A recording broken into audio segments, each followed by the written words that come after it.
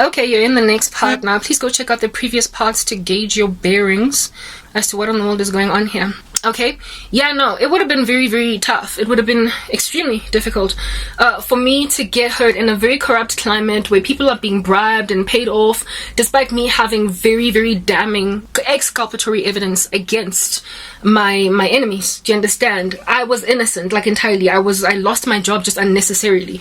Okay, but you know, when a nation is wicked, and when people are wicked, bribes just like, you know, thrive. When stuff like that is like a whole going concern, you don't stand a chance as a person that doesn't have any money. You know, if your country is like Gotham City, there's nothing you can do to give yourself justice. You have got to basically try and get mob justice, where the people will stand for you, where the nation's citizens on the ground will lament on your behalf. Like, you know how even in Gotham, that show, like, there's so much vigilantic activity because there is literally too much corruption to like go to the police, because the police are owned by Don Falcone or Maloney or whatever. That's what I was dealing with. I was dealing with an Arkham, not Arkham, sorry, but they might as well all have gone to Arkham. I was dealing with a Gotham City type corruption, where unless I got vigilante support behind me, the mob, like literally people looking at the case, I was not going to get anywhere. It had to be a case that was made public sufficiently enough for people to wag their heads and essentially attempt to get disbanded from their positions of authority.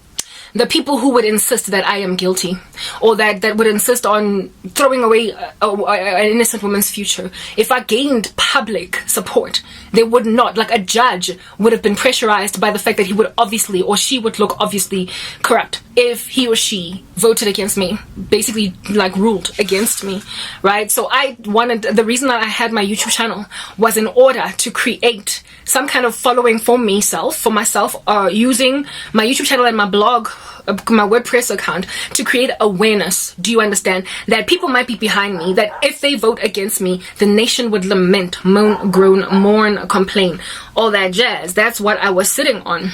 That was my strategy. It's always been my strategy from the get-go, because I knew that they would run me around like a headless chicken in court, drain my finances for years, put me under that kind of pressure until I eventually give up. The only way I imagined that I was going to get anywhere with this was via the mob, the public. They had to know, so I had to raise awareness on my YouTube account.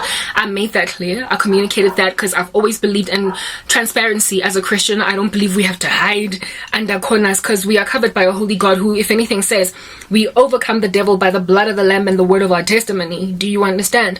So I am not for these people who claim that monitor. And I did a 34-part, remember? No, it was, sorry, a 16-part series recently, if at all you've been listening to me, about doctrines of demons. All these people that speak about how because of monitoring spirits, whatever that even means, because of monitoring spirits, you need to basically keep your testimony on the hush hush. Everything that you do, just keep quiet, be silent. Don't tell people what you're doing. The Lord himself will tell his prophets first, his servants the prophets first, before doing anything. Do you understand? And that is that glory might accrue to him, that when their prophecies eventually come to pass, it might be clear that the Lord has spoken. So when the Lord gives me ideas and like breathes into my spirit understanding, I vomit. I speak, or if he gives me a strategy, I speak, or that ultimately people who were watching me, listening to me in the run-up to, who did not have faith and belief, when it does come to pass, they will know that the Lord did speak to me. So that's just always been kind of like what I'm thinking about. Goodness gracious, I'm on 10% battery power, and if I don't charge my phone like in 2 seconds, everything is just going to start dying, and we're not content with things that just die, right? So let's charge the phone. Let's look for a charger corner. We'll be back. I'm just gonna have to find a way to put these two together. Okay, so it wasn't battery, sorry, it was I thought it was 10% battery. It was storage. I had to delete some stuff, so we've deleted now. There was a light that was helping with conditions to make things less dingy in the background. Anyway, yeah, no, so I imagine that if I could get a mob behind me, that it would be like shameful for any judge to vote against me, because my evidence was damning to MTN, my former organization, and anybody frankly who wanted to stand against me. I know I was right, but you know, friends and family shame, as the witchcraft, South Africa, I was tempted to say it's just black people across the world and just feel like how defeatist they can be. But you know that saying, like MT sings that song, that basically means a black person does not want to see another black person get ahead. But at this, like, I realized that it was likely not even about black people as more than it was about Christianity, about the fact that the devil does not want the message of the cross getting out there. Look, it's a combination of things, okay? There's like a lot of defeatism in the black community indeed, but it was also because I'm a Christian too, over and above it. So double whammy type establishment thing. My former friends and family members, some of them kept on tuning in, and colleagues as well, of course, colleagues that had participated in the mutiny against me, the thing that happened to me in the office, they were not interested that I should ever get heard. Everybody was literally gathering together against me, Patong. And I'm like, but God, I'm not even that special. Why me? Why must I be the only person just going through so much nonsense? And who am I for these people to do this to me? Like, who am I? I'm just nobody. Like, how can everybody just decide to ruin my life in one sitting? They gathered together in their numbers not only to lie against me, false witness on paper, so provable in waking space, but they also went back to their shrines, essentially, or like their witchcraft, in private. So in public, they lied together against a person who had evidence against them all, and so they were just gonna look like really bad, you know.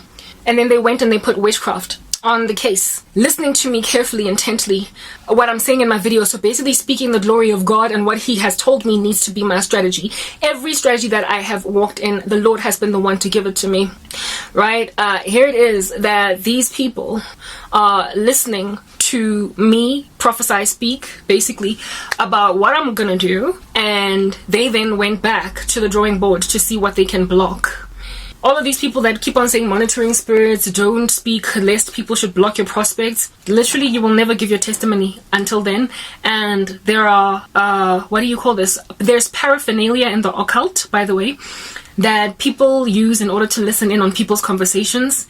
Not only that, you're gonna end up saying absolutely nothing just because you want to get a job, and so you don't tell anybody that you've prayed to God about this and he has shown you in a dream and a vision that is basically yours. Like, when at what point is prophecy ever going to be shown as belonging to the Lord if you don't speak? That's always been just my thought. Like, literally the prophets of God were known to be rather big mouths as opposed to silent knights type setup thing, chilling, like, you know, what do they call those guys, like scouting or staking out a building in silence just so they can eventually hit their target. We are people of a communicating tongue. Ours is to testify. Do you understand? Monitoring spirits, whether or not they exist, and maybe they do. The occult, these mirrors in the occult, these things, these what do they call, like in little calabashes, they look at people's faces, what they're doing, watching them. Yeah, they're gonna do stuff like that. Even though I do believe that if you did that in a Christian household, you would likely just burn. You would likely see just nothing but fire. But these things happen. But however, you can't just keep running from them. Okay, move on.